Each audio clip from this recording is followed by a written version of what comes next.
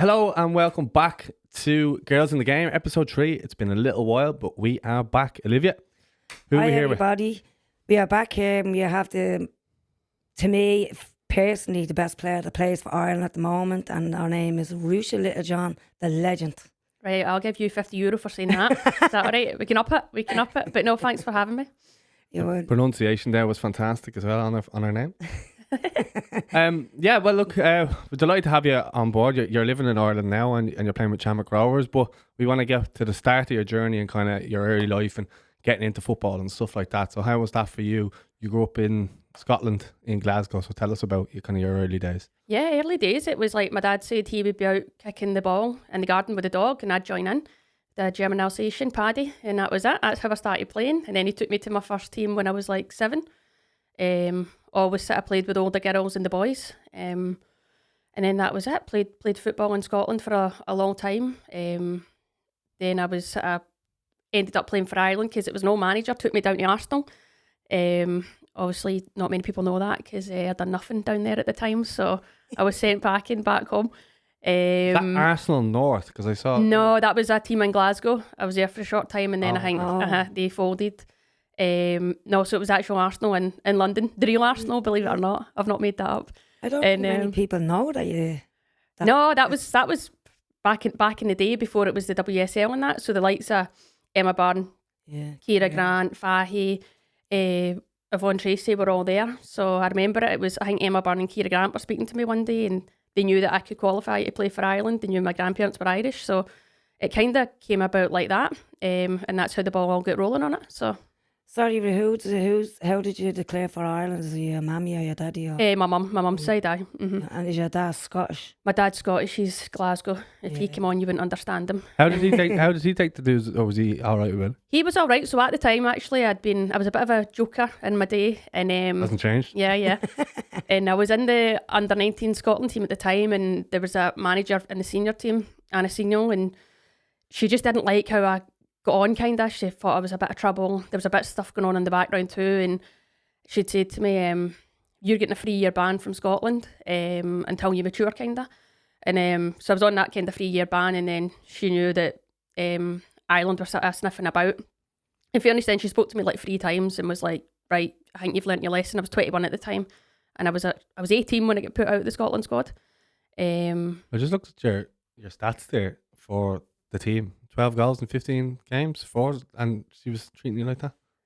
But they just want you. I think that goes back to like women's football at times. They want you to be a certain way and you have to sort of fit the way they expect you to behave. I wasn't even bad. I was just a joker. I done stupid things, do you know what I mean? But I wasn't disruptive. That the police be involved. It was just... Well, Livy, maybe. Well, I don't. Well, you just say nothing then.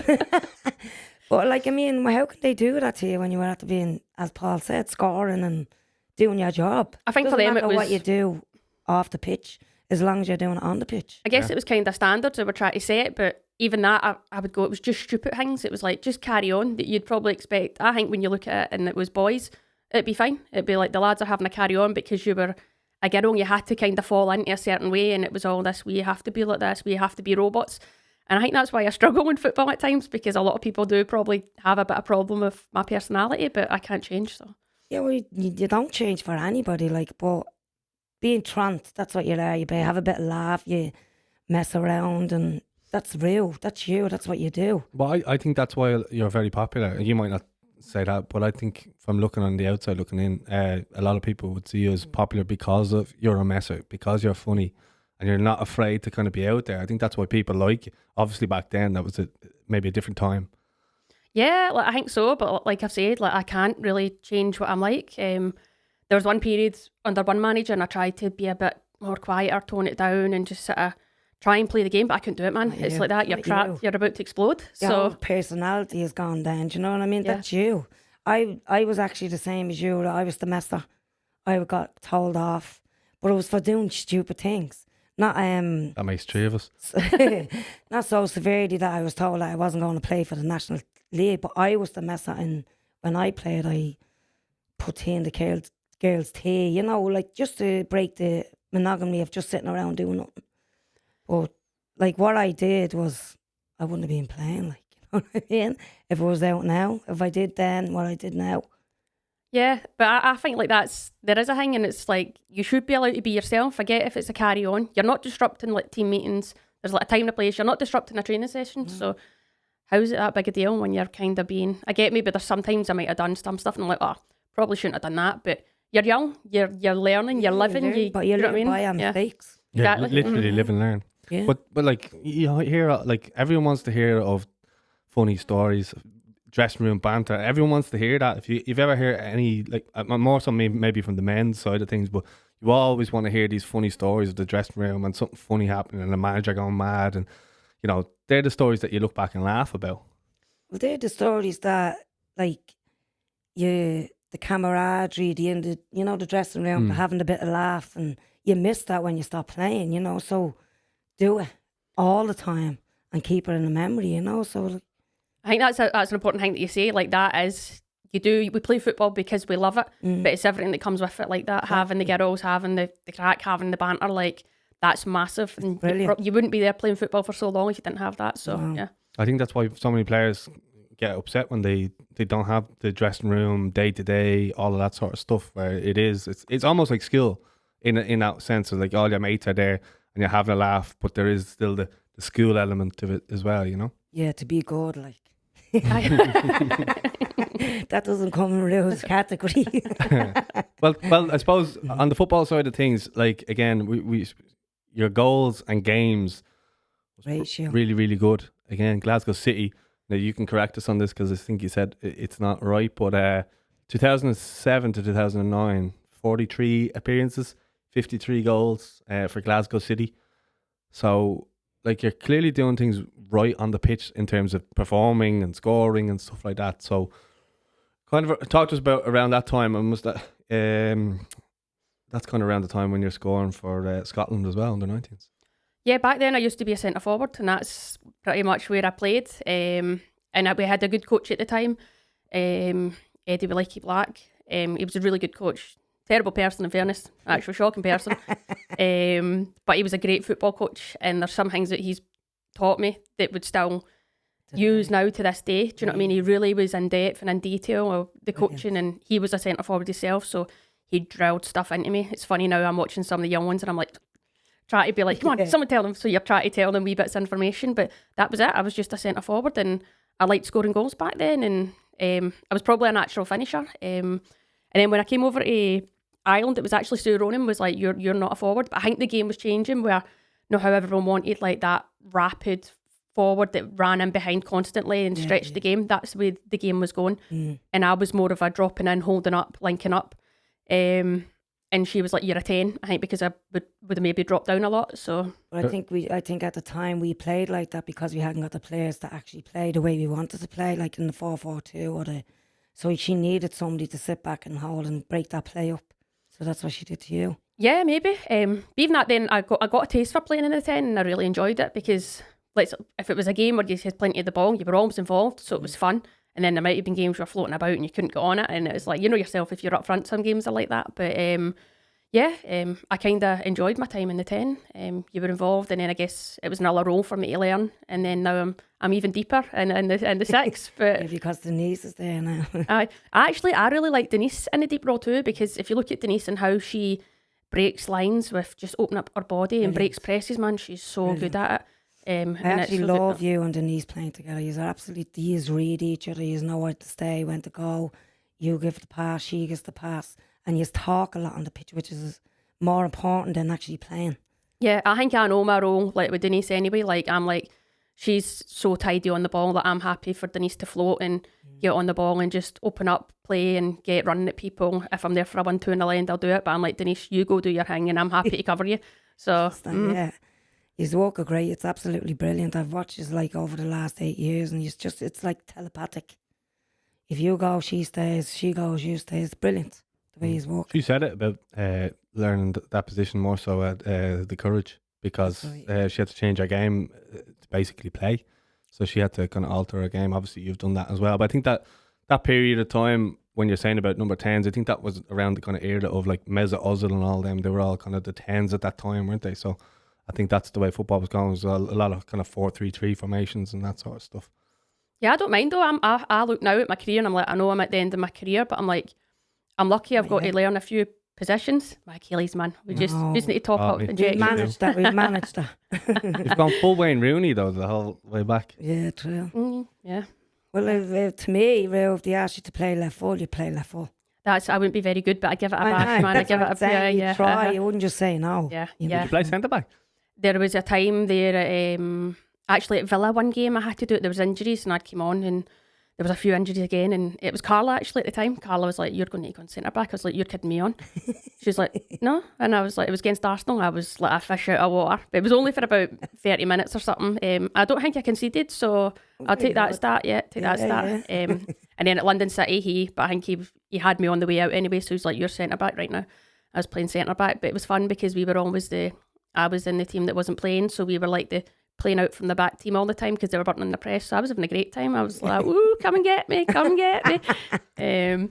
But yeah, no, I'm not a centre back in my life. No. But I'm just saying, if you were asked to play anyway, you would. I think that's it. Like there was times when I was younger, and it was like I've probably played everywhere. If I look at my career, I played on the left, I played on the right, I've been on the wing. Do you know what I mean?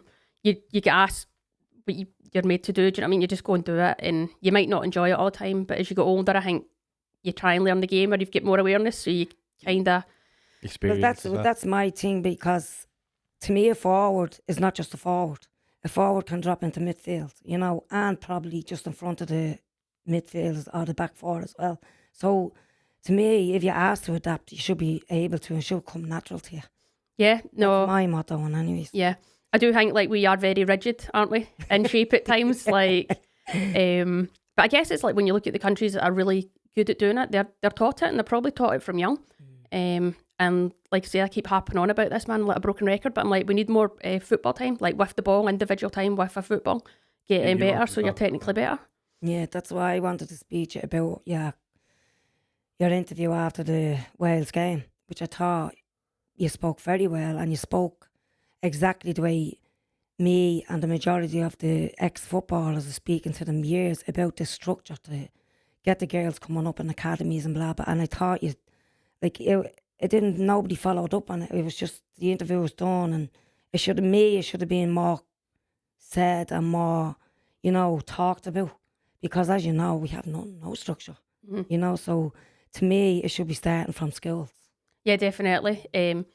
Like I'm here right now in the league, and I'm like, while I'm here, I want to try and help make a change and push a change. So if that's on podcasts and speaking and try to like grow the attention to it, like we need to do it. But yeah, we definitely need to start from young, and something needs to change in this grassroots level of what we're being taught, how we're being coached, and more football time. And I get when kids are young though, and especially here in Ireland, like you're going to be playing Guy, you're going to be playing with Camogie, you're going to be playing whatever you want to play, and that's good, because I think that's good while you're young, because you're developing all the skills. But I do think there's got to be a bit, like something's got to change with being better with a football. And the thing is, I think people harp on about our team and they're like, the technique. Yeah. I think I look at it and I'm like, our team's our team, and our team's had our success because we've got people that are absolute warriors, and without them we would never have qualified for a World Cup. I think that's important to say. People would put their bodies on the line. We're hard to beat, we're compact, great from set pieces. Then you've got Megal Campbell, what to come on, launch a ball in the box, stuff like that. We have that, and that's amazing. It's powerful. So our squad is probably never going to change, that we're going to be this tiki-taka ball playing team. And I think that's fine, because look at the ages of our squad. Do you know what I mean? We've seen 4 of them that have just left, retired. So it's like, it's the ones coming through that's got to get better. But I still think we can't lose the Irish DNA with being warriors and being passionate and putting our bodies on the line, because that is in our DNA, and that's what we're good at. Especially where the passion is concerned, like, because I think we win most games from being just passionate about the game and playing for our country, that we don't stop. We give 110%. But as you were saying about the technique, the 16-year-olds have to be able to do that at that age, to be technically good, to build up to a technically good 11 Irish team for senior. Do you know what I'm trying to say? Yeah, definitely. But then again, can we look at that and go, okay, well, let's look at the league as a whole. It's not professional. It's not. And I've heard a few things people that harping on about people should be in the squad, like in the national team. And I'm like, I don't think some people realise the jump. Like the jump from, even if you go over to England in the Championship, that is a massive jump from this league right now, Absolutely. and then think about the WSL. Yeah. Do you know what I mean? So there's so much work to be done here in Ireland where we need teams in more. Like, I know at Rovers we're in 4 days. That's including their games. So we're kind of trying to push that in the right direction. But other teams are going to need to follow suit. But we need to start getting more professionalism involved. But it's hard. People are working. So people are working full-time jobs. So some people can't. If they want it, they'll go and train more. And some people might go and train with the lads too. But I think as a league and at the structure, we have to look and go, right, how can we make this better so that it's not going to be such a big jump, or we can maybe keep people here and develop them because it's going to be more competitive before they maybe take that step overseas. Yeah, Yeah, I think the absolutely. similarities there to the League of Ireland, like the League of Ireland division there was always seen like that as well. As like, oh, they can't make the jump over to the men's national team or anything like that. So I see comparisons there where they've actually, the league has grown in terms of it's really starting to gather momentum. Just in terms of the women's national league, like I'm just looking at the stats here, like the average viewership has risen by 70% with RTE and LOI TV with you involved, and then obviously attendances have increased by 23% with yourself. So I know, like, it was easy for you to say the thing after the Wales game, but then you've followed up by coming over and helped. So I think that's really brave by you and really good by you. Yeah. I think people are just tuning in because it's the face. Do you know what I mean? They want to see this. Do you know what I mean? Like, Well, you've scored some screamers since you've been here. Like, I mean, fan club. how many views did the goal you got from the halfway line? oh, I don't know. You should be looking for a sponsorship deal. Huh? Well. But that's it. It was on, so I thought I'd try it. But like, that's it. To me, it's like people are like, oh, that's great, you've came to the league. But I'm like, why? And I get there's that, but if we don't make any changes, that's just a pointless stat, is how I see it. So it's like, we have to really invest. And that's absolutely brilliant from you, Rue, coming from you and saying what you want to do. Where, as Paul said, you just spoke about it after the Wales game, but you're continuing. Where people doing action, where people talk about it and don't do action. Yeah. You know, so I think you being in the Irish League is absolutely phenomenal for Irish football. Like, I mean, as Paul says, there's the stats, says it on its own. 70% of viewership gone up. And you're also bringing people over attending games from the UK. I think you said that to me the last day, Olivia. Yeah, like she has a following in London City Lioness, and a few of the girls that followed her on London come over now to watch it on Rovers. Yeah. So they're paying to come over and watch it, like, on, you know, in Rovers and Tala, which I never thought would have happened. Yeah. I think the good thing about Rovers, though, is the Tallaght Stadium is a nice stadium. And I think you've said it as well about the facilities and the toilets, and it is a big issue, is that in Tallaght, you can bring the family. It's a nice experience. It's a nice family experience, and you can bring everyone. And I'm sure maybe like your sister and is it nieces you have or nephews? Yeah, both, yeah. So I'm sure like they could come over and actually enjoy a game. Whereas if you went to any of the other grounds in the League of Ireland, they're not like that. So it's not an enjoyable experience. And that's another big problem. I know it's a bit off the field, but a lot of it has to rise with standards. I know Damien Duff's been trying to say that, like, you know, they're trying to bring standards up here, but everything else needs to follow with it. You've done actions to show that you're serious about trying to grow the game here. That's brilliant, and I think more people need to do that as well. And it's probably not even footballers who need to do it. It's now higher up on the government and all of this sort of stuff, you know? The government needs to get involved. I think it's pressure to pump in money, especially to the girls' game, because I was listening to you last week about there's no even girls' toilets like in some of the League of Ireland grounds, you know, so that needs to change. This going into a man's toilet to go to the toilet, it's absolutely disgraceful. I get back in the day that would have been normal for us, Yeah. probably, and that was just the way it was. But now it's like, right, it's 2025, we have to have appropriate facilities to facilitate for all. Do you know what I mean?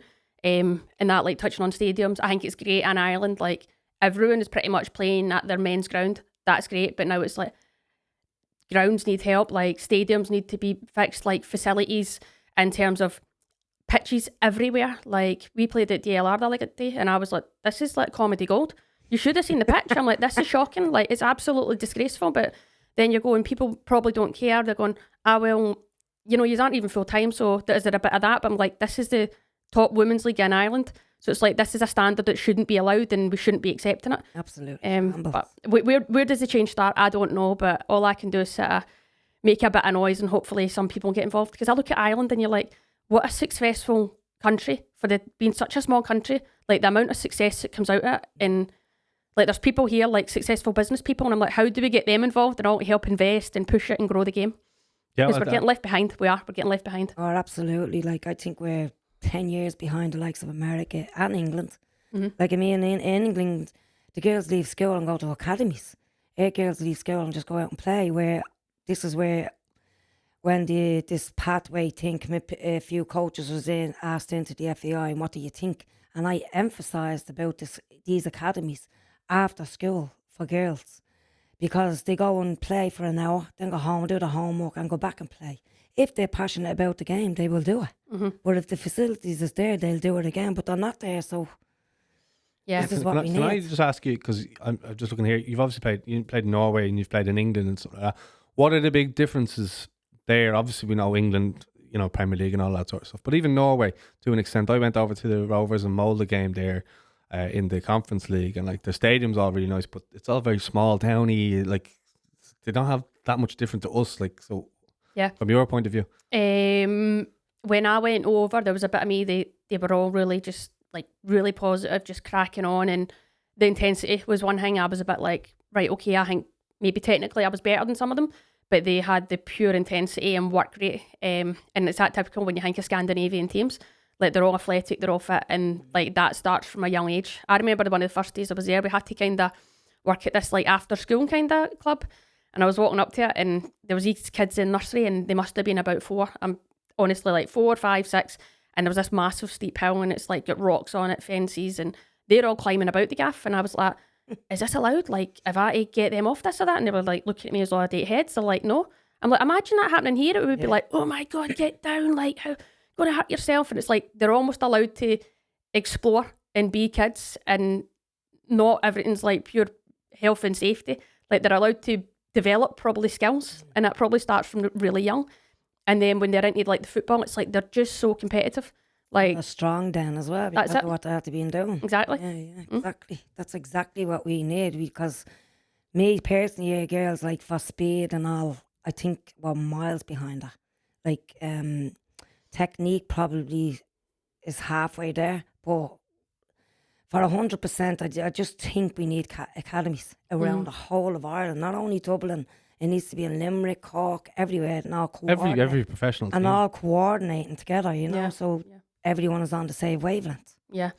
Even that, like, I think for the young ones coming through, and I think there's obviously like there's a age kind of cap on it where you have to then just play with the girls, but I think playing with the boys, like, you'll know yourself, you grew up playing with the boys, and that's probably why you are so successful, because you were always having to compete and do more. And I think when it's just the girls, sometimes you just get a bit lax and a bit lazy and not competitive. But I get football's for everyone, and we want everyone to play, whether it's fun, enjoyment, or you want to be competitive and go to the next level. Like, so I'm not saying people that don't have that competitive edge can't play. Like, I get there's got to be time for that too. But then if you're taking it to the next level and you know you want a taste of it and you want to get to where you want to go and be successful, you probably got to be with the boys and all now. Oh yeah, like, I mean, I wouldn't have played, and I wouldn't have been as good as I was if I hadn't have played with the boys. They made me tough. 50-50s. I've never seen a girl going in for a 50-50 since I've been looking at the Irish team, like a proper old 50-50. I think they're all too, I don't know, like girlyish or Too nice. too nice, yeah, something to that effect. But I mean, you have it, Denise has it, Katie has it, Louise has it. You can see that they have it. But some girls, like, you look at them and you say, why didn't you go for that ball? Why didn't you just, put your body on Niamh the Fahey line? would have been good at it as well. Yeah, Niamh. Like, Gotcha. that's what I'm saying. Yeah, no, I think it's maybe some of the young ones, but then I do think when you look at it, from when we grew up playing in the game, it's changed. So it's like, even like football has got softer, and it's like the refereeing, you're not allowed to make tackles these days. So there's sometimes people actually can't make a tackle because you're getting booked or you're getting sent off, and that is the way the game's gone. I think the women's game's actually a wee bit better than the men's game, because that's went mental with stuff. Yeah, you but at can't least do that. you do see girls that are happy to roll up their sleeves a bit and do a nice wee slide tackle, or do you know what I mean, go through the back of somebody. Not saying you're trying to hurt anyone or that, but like, No, but I it's a like We've all competitive done it. edge. We've Yeah, all done it, and I like a good tackle. I like a good 50-50, and then the two of them just to get up and get on with the game. But in the men's game, if it's a 50-50 now, he's rolling around 20 times, where the girls is just jumping up. yeah, yeah, I love it. yeah. You know what I mean? So I just think we need more of what you're talking about. Like, girls need to toughen up. Like, Yeah, yeah. I mean, I think that like being at Rovers right now, there's some of them, and a lot of them, there's a lot of potential there. Like you can see there's young girls coming through and they like football, and you can tell they've been playing it since they're young. So there is a future. I had Joy. Absolutely amazing player. Yeah. I've watched her now since she was 15, still watching her. She's absolutely brilliant. Yeah. And she's going to be a class player. As you said, she puts in the work and she loves it. And yeah. Joy's got a lot of potential. You can see even she scored the goal there the other day and just sort of rolled. And it was like a good centre forward. You'd appreciate it. Just rolled and smashed it. Great finish. So yeah, Joy's an exciting one to watch. Don't want to put pressure on her that, but yeah, she's a lot of potential. But there's a few of them in the team that do. There's a few like girls around the Irish, or the League of Ireland, but I could actually count them on my hand who actually would make it and who wouldn't. Where I shouldn't be able to do it. I should be going to matches. I didn't see her now. Look at her, she's brilliant. But yeah, I can count them on my hand and many people like out of the League of Ireland girls who would make it. Where to me, every girl that's playing should be trying to make it. Yeah. You know. But that's where it's like the league has got to get more competitive, I think. It's got to get competitive, and people, I think when now we're playing, I think that's it for me. It's like there's people playing in probably the League of Ireland where it's not like there's no, I don't want you to sound disrespectful, but maybe there's just like no ambition and they're happy to just train part-time and work and just live their life, and football's this kind of nothing really to them. It's just a wee kind of hobby. I'm like, that's fine, but that shouldn't be the top league in Ireland. That shouldn't be the top league. This should be the best, the professional league, and it's not. So I think there's a lot of work to be done, and it's going to take a long time. But you said you think we're 10 years away from England or America. I'm going, we're probably 15, honestly. And like, I look at Scotland, and Glasgow City changed it, and they were kind of sort of trial, they kind of getting people in, and it was like it was harsh at the time, like because people had work, they had work, so it's like. And you were in the bad books for not turning up to training. I'm like, people can't actually so people are taking holidays to try and go and train. That's how it started, but I think that was mental, but it got them to where they had to be. But then it was like they started paying players and they were training in the evening. Then it was like they started training in the day. Obviously the money wouldn't have been great at the time, but they worked hard at that, and I think they pay people good money now to be professional athletes. Do you know what I mean? It's paying off. You know. What shocked me with the Ireland team, Wales, Northern Ireland and Scotland, they were going to tournaments and we went. And I was like, we play Wales, Scotland, Ireland all our life, beat them all our life.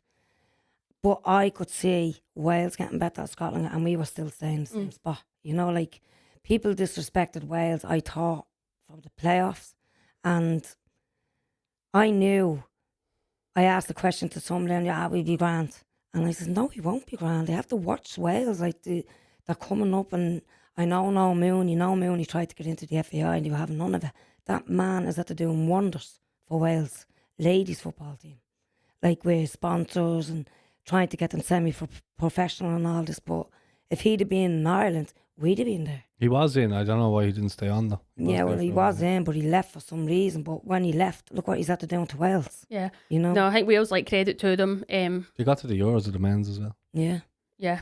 But I think when you look at that Welsh team and all, it's like one of that, they're like similar to us, but all their players left again to go and get better, and they've been trying to qualify for a major tournament, and it was almost their time. We'll kick ourselves, because I think I still look back and go, like, the second game, we had enough quality on the pitch and experience on the pitch to finish it off, and we couldn't. Yes, we look at the first half, we had a good first half, created chances, but we kind of ran out of ideas. And I do think, like, as players, we go, we'll take a bit of that hit at the time, because we were on the pitch and we'd been through the moments of not qualifying before and then qualifying. But look, credit to Wales, they deserved it in the end. They got the job done. So yeah, I was just going to bring you back, just that you're talking about kind of players coming through and stuff like that. Like, you had a fair few clubs there. You were talking about Glasgow City, and then kind of going to Arsenal, alone to Rangers, back to Glasgow, then to Liverpool. Don't say that one out. Sevco, we'll take that out. So you got to Liverpool then. That's like when you start playing again. Is that like when did you start feel like it was really becoming professional? Was it at Glasgow City, or was it when you made the move then?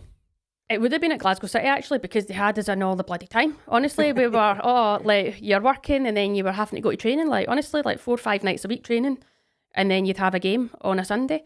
And that was it. But it was like this kind of, you had to be there. You had to be there, or you wouldn't play. And it's hard because I was younger at the time, so I only worked, I think my shifts were all right with the way it was. But some people were like, in the fire brigade or the police, or they were accountants, and like they were expected to be at training every night, and you're going, not everyone has a 9 to 5. And were Do you know what I mean? They weren't paying you then? No. Oh, And then that's crazy, I think expenses came in, maybe like that, but it's like that was the first taste of actually being in full time, and it was exhausting because, like I said, you're working, you're whatever, and you probably weren't even fueling properly at times and all.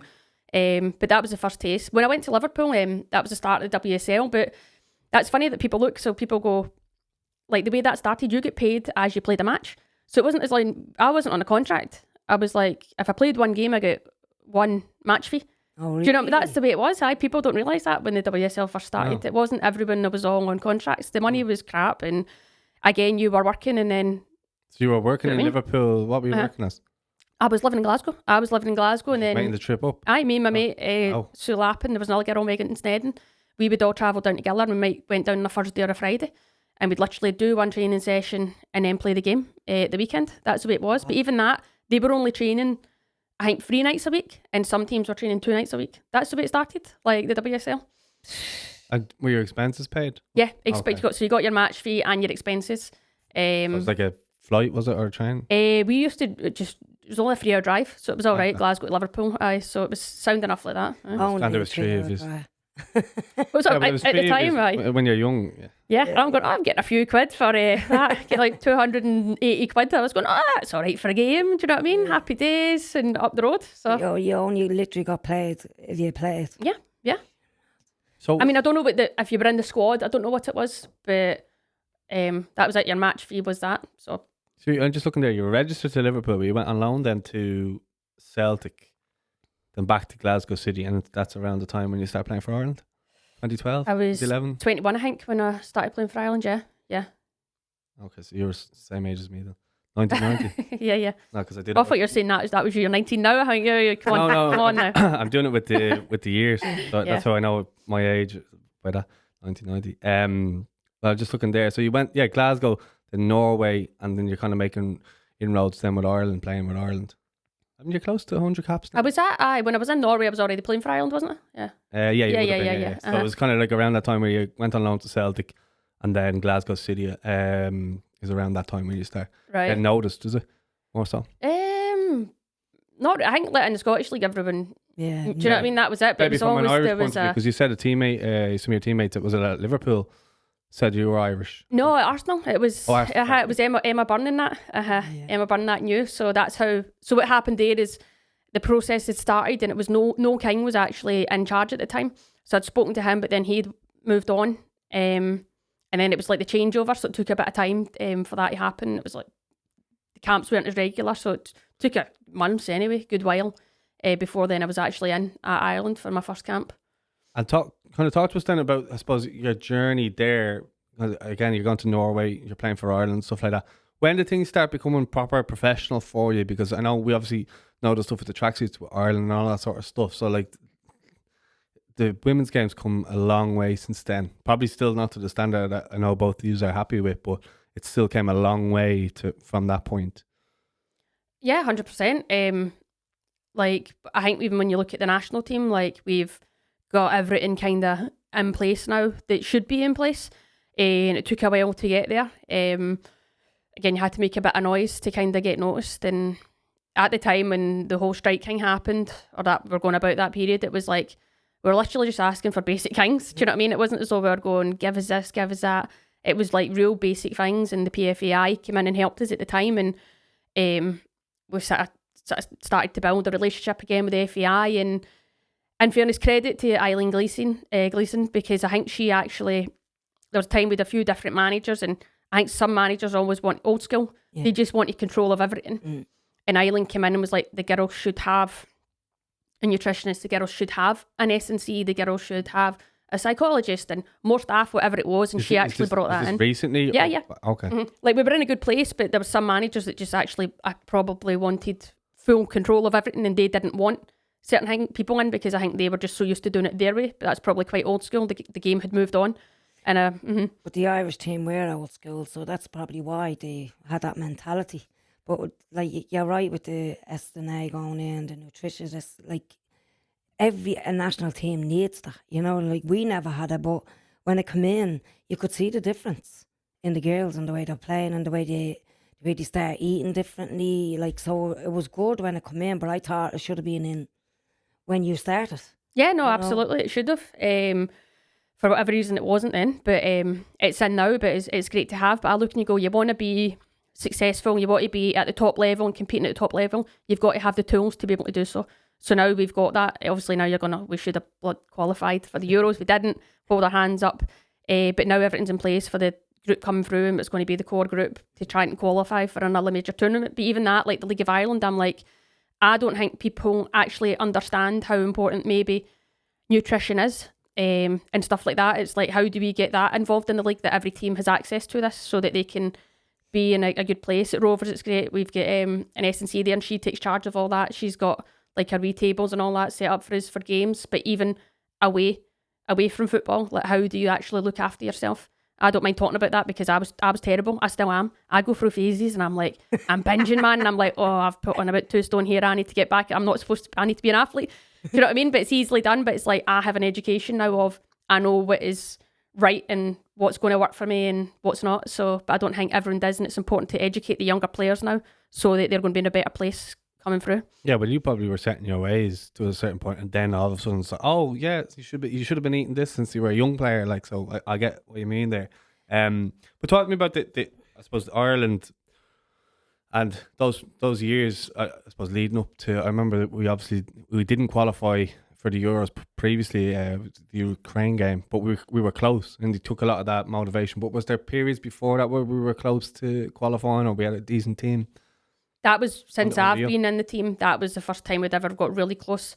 Was Ukraine one? Mm-hmm. We'd never got in that position before, and I think that looking back, I'm like, we just didn't know how to deal with it. Like, we were the better team, but we just didn't know how to manage the situation, and we were all honestly absolutely shitting ourselves before it. Honestly, before the game, we were like, it was an evening kick-off, we're walking about Ukraine somewhere, and it was like, right, go back to the hotel, and I'm like, I'm going to have a nap because I've got time to kill. I went like that in bed. I was like, ping, I was wired, and I was like, and I knew it. I was like, I don't get nervous. I was like, I'm so nervous. Like, probably like a couple so nervous. Was it?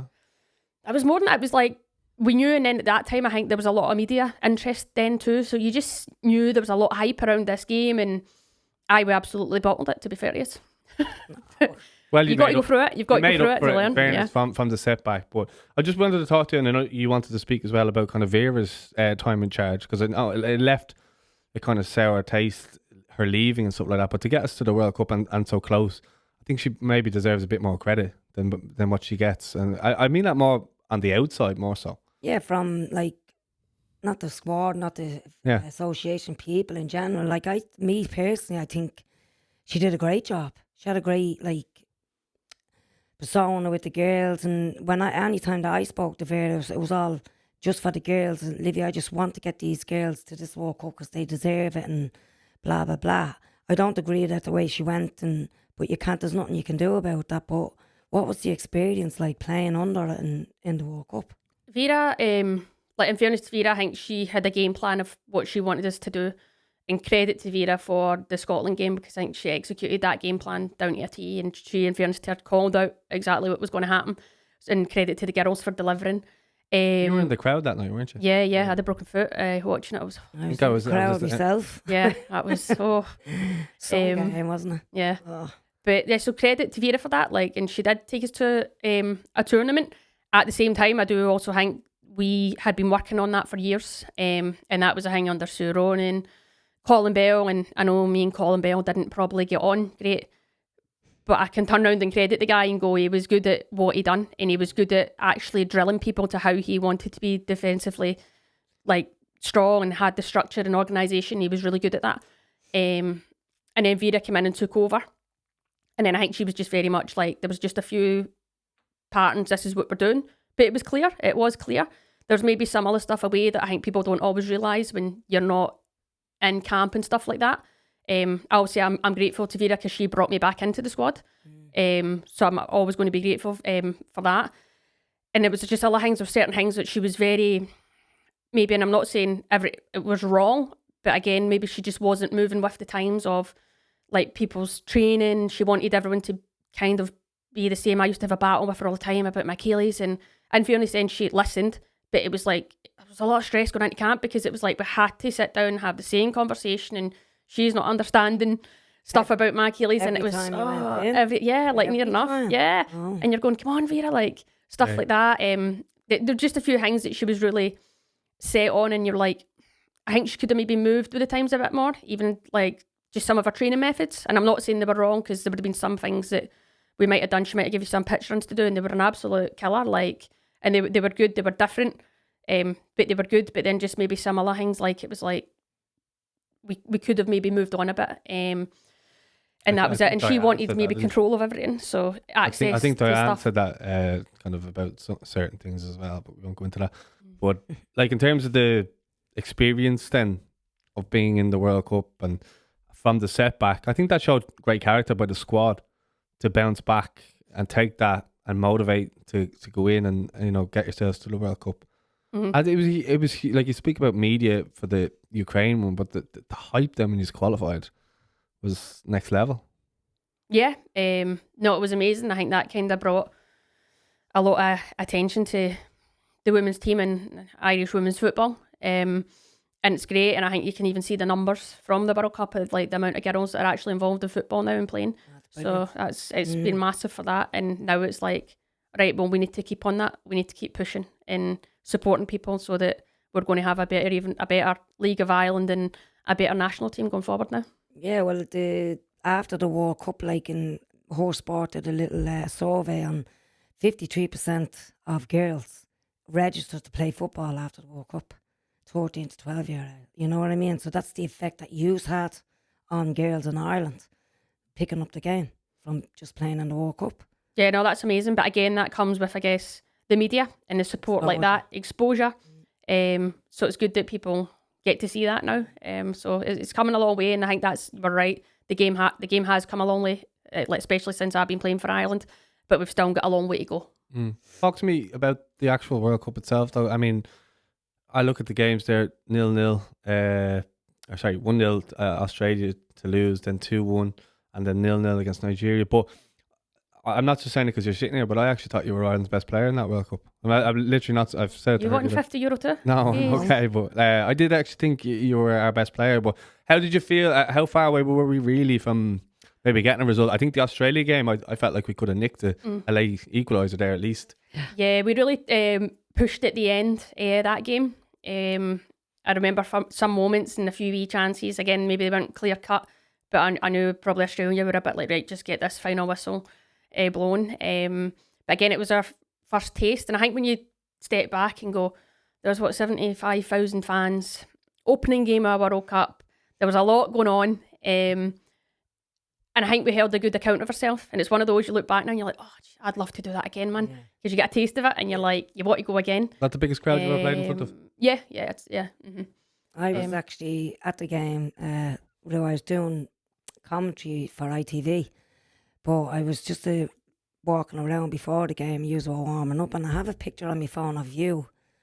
You're warming up and you haven't keeping the ball up, but me looking at you, I was saying, like, this is Ruesha Littlejohn. She's playing for Ireland. She's in a Folks World Cup, and I'm right beside her. Like, I'm standing right beside her, because I was in awe of you as playing for Ireland in the World Cup. So how did you feel? Like, how euphoria was it like? I think at the time you don't really take it in. Like that, you kind of just shut everything out. I know you can maybe see wee bits. I mind that stadium's got the big screen. So at times you just see this big screen, so you're like, right, back to it. But you just try and stay in your zone. And I love playing in front of a crowd because it's like, gives you energy. You're like, ooh, yeah, like, do you know what I mean? It gives you a boost. But like that's it. I think now it's like 2 years since gone, and you're like, now you probably appreciate it a bit more, and you're like, oh, that was pretty special. That was amazing, yeah. Have you sat down and looked back on the 3 games?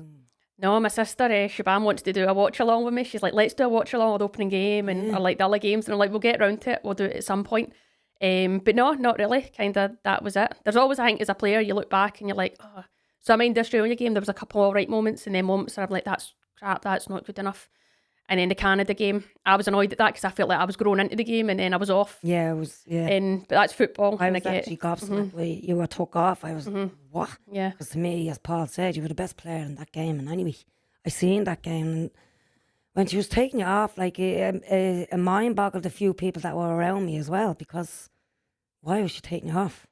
I think Vera, like we know, like her style of play, and it is then direct. And I think she thought, okay, well, I want to put people that are better in the air on. So I think she was making changes like that. And I'm sure she said that to me after the game. And I was like, that's fine, like that's her job to make calls and decisions. But I was annoyed because I was like, I was grown into the game there, but that's football. And It was, for me, it was the wrong call. uh-huh. Absolutely. The whole game changed the minute you were took off. We sort of like struggled. Yeah. Because, as you said, you were holding the midfield, you were doing your job, and we were just gobsmacked that she took you off. And when she did, as I says, it was like the girls went down. I don't know, it was just, I didn't agree with the call anyway. Yeah. I get the method in it. As a player, you're always going to be frustrated, but that's football, and managers, I guess, try things, and that's that. But the last game, Nigeria, like that's one I look back on now and I go, oh, I know some people go, state of use, but I'm like, we got a point at a World Cup, our first World Cup, and I'm like, that might be, people might think that's, you're a freak or a loser, like you want to get more points than that, and I'm like, yeah, but it was our first tournament, and at least we got, because Nigeria were flying. Absolutely. So They beat Australia, didn't they? yeah. they did some mad games, they were on it. I was, I cheered as if you won. Because, because we were there and we were actually seeing a goal and we were screaming, and it was like a win for us, do you know, because it was their first goal as well to cheer for at the World Cup. First clean sheet. Yeah. Well, in the Nigeria game as well. That was Courtney Brosnan made that big save at the end. She Oh, shot a what touch save onto that the was. bar, and She got a player, yeah. player of the The game match that that, day. yeah. She kind of flicked it up. Brilliant. Yeah, Brilliant yeah. saves. That Big one. save, yeah. Talk to me, like, I know there was a bit of drama afterwards, and we're not going to go into that, but talk to me about the homecoming in O'Connell Street there. I mean, I was in the crowd that day, but what was that like, being on the stage and seeing all the fans and stuff like that? Because I just thought it was brilliant, the reception that he's got Yeah. coming home. In fairness, we were turning up and we were like, right, what's going on here? We knew there was like a thing going on that we were to turn up to, but didn't really know what to expect. But it was nice just seeing the fans sort of turning up and going on the stage and everyone giving you a wee cheer or whatever. And it was just a nice turnout on the day. Like, it was kind of like a nice, just like respect. Like, they valued what we'd done, and then we were obviously valued their support now, and we want to keep doing that, and we want to give them something to cheer about now going forward. So Did that not back up what you just said there, though, about, you know, people might say whatever about the results, but you could clearly see that it's like everyone was proud of the team. yeah, I think that's it. Everyone was proud, and then I think in the end we had that like realisation, oh, we're proud, like we've actually, you know. Imagine if you had got to a group. No, imagine. But Because there were still people coming back from Australia, Yeah. you know, I as didn't, well. I so didn't make it back. I was still in Australia. I Yeah. didn't make it back for the homecoming. I think that's it. Like, now we've been to a World Cup, and hopefully, touch wood, we will qualify again. But that would be the next step then, trying to get out a group. And it's doable. It's doable. And I think when you look at the players who are playing football right now for Ireland, like the clubs they're at, they're getting better. They're growing, and then the ones coming through again are going to be playing with good players when they come into camp and getting a taste to see what it's really like. And even now under Carla, like, she brings the atmosphere into camp. That's again a safe place to be. You really actually get to be yourself. You don't need to be a robot. And she's like massive on that. So I think she will get a lot out of players. With just letting them be them, and I just valuing them as people. Yeah, well, from you being like under a Villa and a few other places, she'd know your personality, so she'd let you actually do what you want. off the lead. Yeah. I think Carla herself is like, she's a laid back person. Yeah. So I don't think she likes to have fun. She likes to have fun and have a bit of joking and stuff. Obviously serious when she's got to be serious. But I think then she wouldn't expect anyone else not to be like that, because that's who she is. So she's but she likes people to have like a good atmosphere. And that's obviously worked really well for me. Because there was a bit probably, you're going, right, who's coming in, when we seen Ilo was leaving, and Ilo again let me be me, which worked. And That's I'm going, right. if we get someone in. You know the way you're saying, Ilo, let me be me, and so did Carla. Do you mean like, is it your injury or your recovery? Is that what you're talking about? In Very fairness, personality, both. I personality, but they let me manage my Achilles too. I think they knew, like, well, there's no point. Obviously, I have a good relationship with the medical team too. So I think they were like, look, you've got a chronic tendinopathy in your Achilles, so you need to manage it. That's it. And they were happy for me to manage How it. do you manage it, Ro? How do you manage that, like from training and recovery?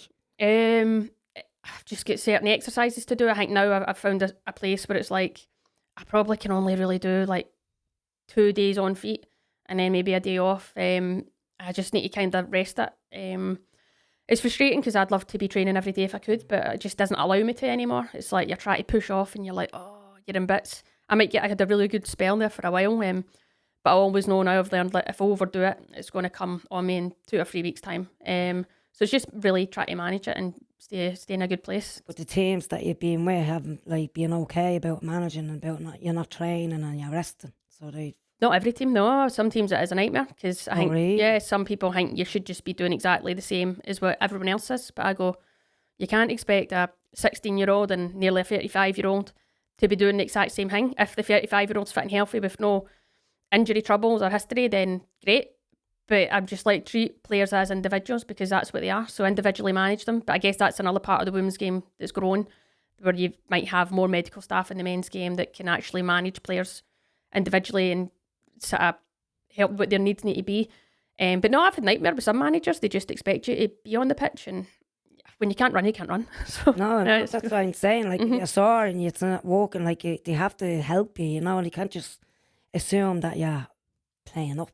That's what it's not from. I think some people must think, you can't be asked during the day. I wanted to ask that question because people know that you don't train every day, and people, and is there animosity in the squad? Why is she not playing, or why is she not training and she's playing? There's probably been some people individually might think that at times, but I always go, look, if I could train every day, I would. And I get now, coming to the end of my career, I'm like, if someone's going to be head and shoulders above me and better than me and deserves to be playing, then fine. And I'm big enough and old enough and ugly enough to accept that, because I think that's part of the game. So I know that could happen soon, but right now I'm like, I need to do the best to actually be in a good space to play football. And right now international football's the highest it is for me right now. So I'm like, I need to be in the best place for that. I know Carl and me have had conversations, and she's kind of said she thinks I might struggle with a short turnaround, but it's just about me being honest with her for games. And if that means I don't start a game, or I play a half, or come off the bench, or I start a game, then that's the way it is. But it's up to me and the medical staff to make sure I'm in the best possible position.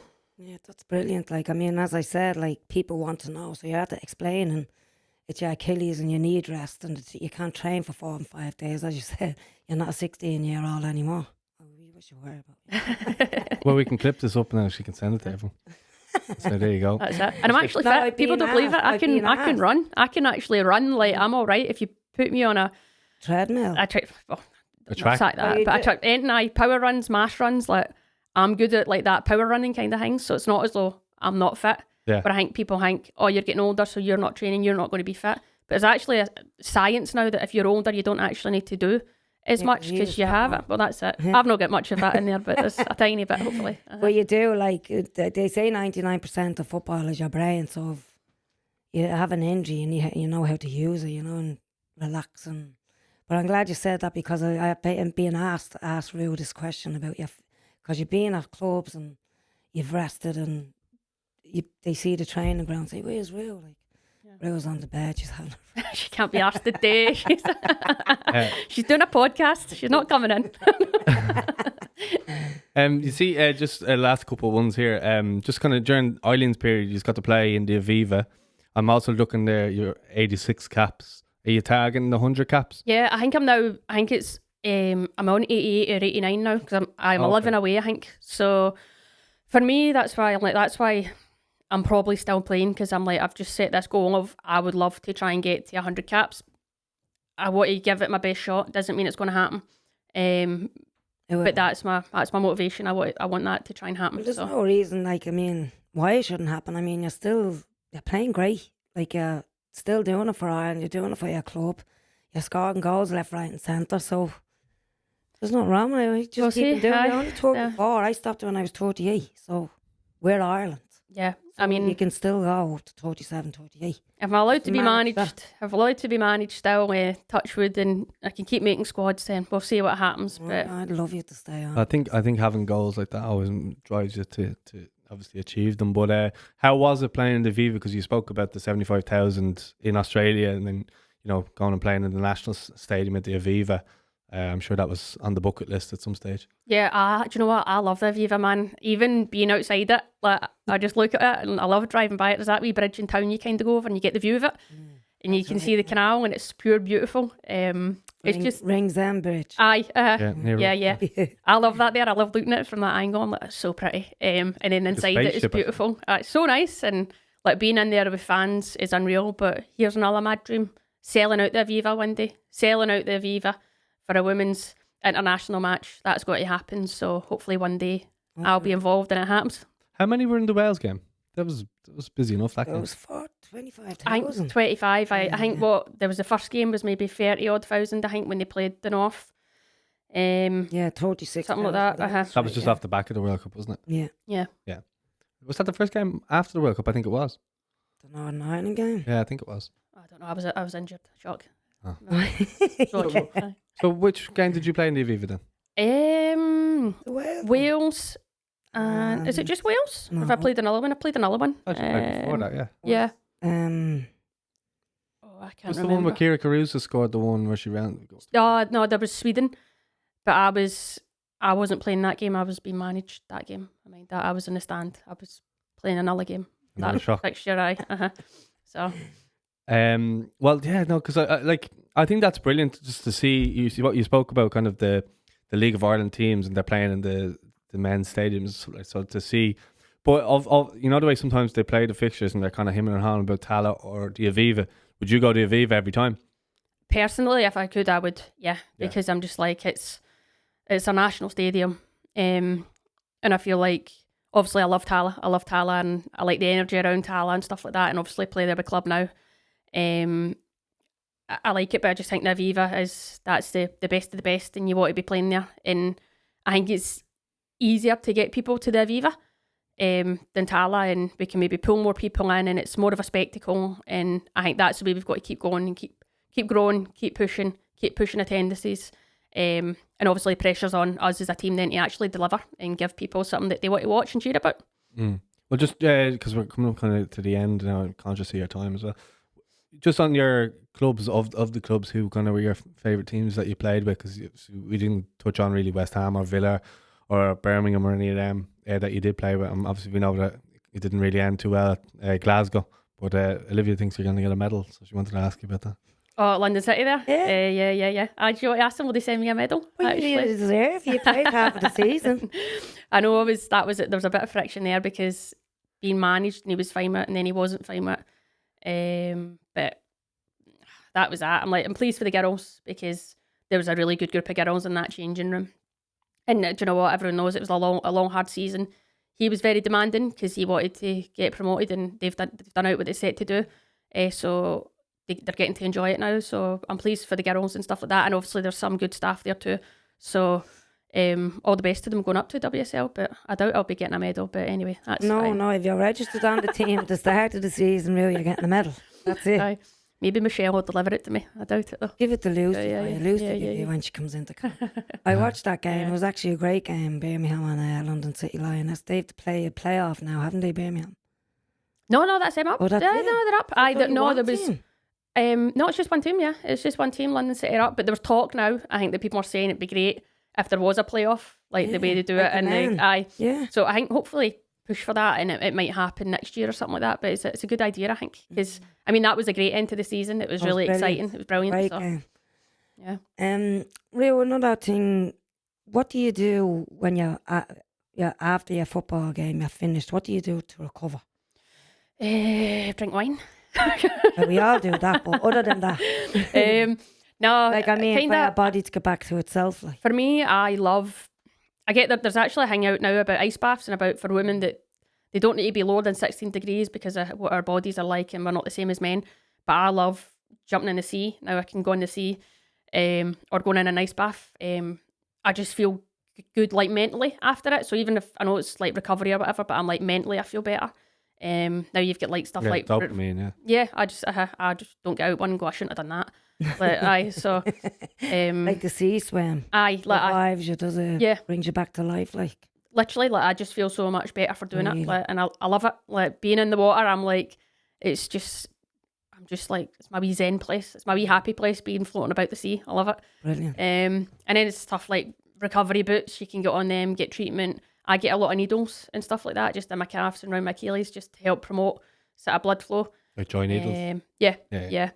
And then all that kind of things. Just try and eat a good meal. Sometimes after the game, you know yourself, you want to actually enjoy just something. Yeah. So I'm like, it's good to do that when you can. So yeah. Something dirty like McDonald's. That's maybe a wee McDonald's. Don't be promoting that. Yeah. No, I love an Indian. I love an Indian, man. So stuff like that. But yeah. That's what I'd say, and you have to watch what you like. I'd say, I'm just presuming in your 20s, you didn't consider looking after like what you're eating. I bet you could eat what you could and still be thorough. No, I put it on, man. I put it on. Oh, That's what I'm really? saying. You'll see pictures of me like throughout my career, and you'll be like, No, I didn't. Like, by looking at you and looking at you playing and your stretcher and your, I thought you were thorough, like that you could eat what you want and then just do a run and then it's gone. Like. No, the girls in the Irish team love pulling up pictures of me from back in the day. They have a good laugh. But no, I was like that. That's what I say. Like, that's how then I had to get a bit of an understanding, education around it, because I was like, at the time I probably didn't realise. Now looking back, I'm like, oh my God. I know. And a few people say to me, you need to get in shape, kind of. And I was like, oh. I listened to a nutritionist once when he came in for the Irish team, and then it was all over my head. I hadn't got a clue what he was talking about. All I could hear was pasta, rice, chicken. And I was like, I'm leaving here and going to Chipper. Like, you know what he's talking about. But I mean, like, it actually works. You do need a nutritionist and this and that, all them, to be a top player. Yeah. No, that's the way the game's gone now, and I think you need to get on it or else you'll get left behind. So you need to kind of use all the tools now to your advantage. And what do you think, what are you going to do? Have you any plans after football? That's what I was going to ask you. Sorry, Paul. With your podcast, and you're looking to go into commentary, and that's where I think, like, I'm trying to. I enjoy doing the podcast now. I really enjoy it. I love listening to it. You're brilliant. Thank you. You know, you say I love it. Have you subscribed? Yeah. I've listened. Check it. I listen to Siobhan. I listen to Lucy. I listen to you. I listen to Talk Sport. Like, I love listening to women speaking about women's sport. Yeah. I just love it. Yeah. That's why I'm like kind of. I fell into it and I'm setting it up and I'm like, football's not forever, so it's like I'm trying to put this in place, and I look like I've not got money in the bank from playing football where I'm going. So I think some people are like, well, you know, you probably have a bit of bother at clubs you've been at now because they're not happy with what you're doing away from football. But I'm like, well, I'm me, I'm a personality and I'm building, so I'm not going to just not do that. Do you know what I mean? Like, I get you've got a salary from your club, but it's not enough. So it's like you need to start building, and now I'm building. So podcasts, YouTube, love YouTube. Got myself a new camera the other day and all, so I'm going to get on the vlogging train again.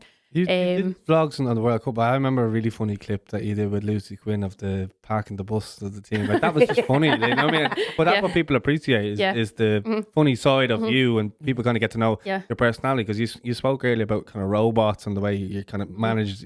You don't see many footballers having that fun side of them. I think that's why people gravitate to you so much. Yeah, like even that when I remember when I was posting that, when I was a bit like, oh, shall I put that in? Because I'm like, people won't. I've done them after, but I'm like, people might be looking, or people might be going, you're taking the piss, you're taking the joke. That's not funny to talk about parking the bus or something like that. I'm like, come on, it's a bit of banter. So, but you're always now second guessing, because you're like, people have always got something to say, or people within the industry that you're in might not be happy. But I'm like, I see it, like the vlogging and stuff like that. I'm like, I see that as it's fun. If the girls don't want to do it, that's fine. But most of the girls want to just have a carry on, because it's not as long like that 24/7 with a camera in their face. Do you know what I mean? But I'm like, it's good because it gets us a bit of fans, you know. It gets us people in wanting an interest in the squad, and to me, I'm like, it's part of growing our game right now. So, but it's a bit of banter as well, and it's a bit of humour, it's a bit of fun. It's what you want in a camp. Yeah, you know. I think people like the behind the scenes stuff as well, though. Like, I think people really like that, to see how things kind of are, or if you're around the hotel or whatever. Like, people want to see what it is like. It is interesting. Like, I find myself some things that might come up when I'm watching it, like not just football, but like other sports or whatever. And I'm like, oh, yeah.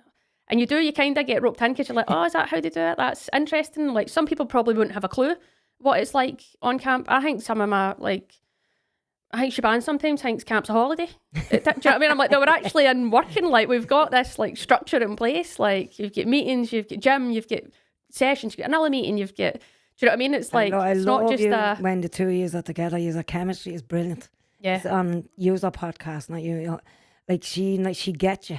yeah, She actually gets you to a T. yeah. Like she do this to you, and she'd be like, and don't you know, I think it's brilliant. Rein you in. Yeah. I think that's all we have. Yeah, I think that's. Did you want to plug any of your podcasts actually while you're there? Well, if anyone's not following me on YouTube, they better. It's at Ruesha, and you can also find me and Shaban's podcast, the Ruesha and Shaban Show, and a shout out to me and Lucy Quinn on Life's a Pitch. And the Kickback. That's it. That's me done. I'm done. What's the last one? It's only for The Kickback. That's a Talksport podcast. Yeah, yeah. Okay, well, listen, huge thanks to Ruesha. Well, thanks Littlejohn very much for coming up, and I really, really appreciate it. Thanks for having me. It's been fun. Yeah, well, we'll have you on again for sure. Best luck for the rest of the season. I'm sure we'll see you in the international camp. But are we on this camera here? Thanks for watching. Don't forget to subscribe to us as well as RootTube. And we'll speak to you all later. Thanks for watching.